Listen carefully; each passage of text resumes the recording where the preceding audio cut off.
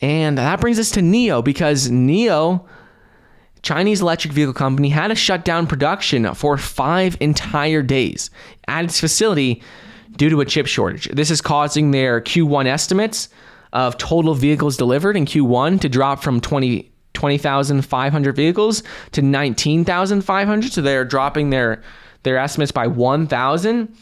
And this is a big deal. Having to shut down production for 5 days because of, semiconductors and chips, that's not what you want to have happen.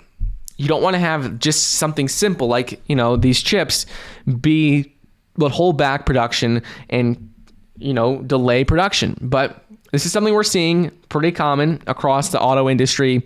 General Motors, Volkswagen, Honda, Ford, all of these companies have been caught off guard by the chip shortage. A lot of this caused by the Renzas, factory in Japan that caught on fire.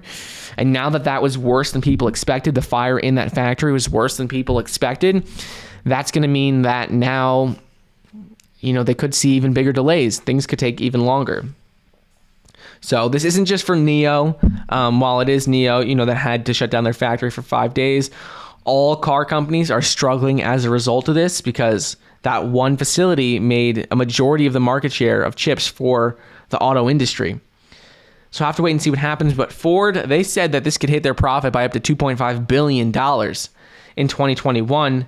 GM expects the crisis could shave up to $2 billion from its full year profit. So that's a lot of money we're talking. $2 billion GM, $2.5 billion Ford. This is money they're losing because of this chip shortage. And same with, NIO, even though they're a much smaller company, they're just getting off the ground. They're a startup, and they're really needing to grow and build. And this is not something, obviously you have to expect these challenges to come in, but not something you want to see. It's not, the best of signs for the auto industry, especially with this chip shortage happening at the factory that makes most of the chips for the auto industry.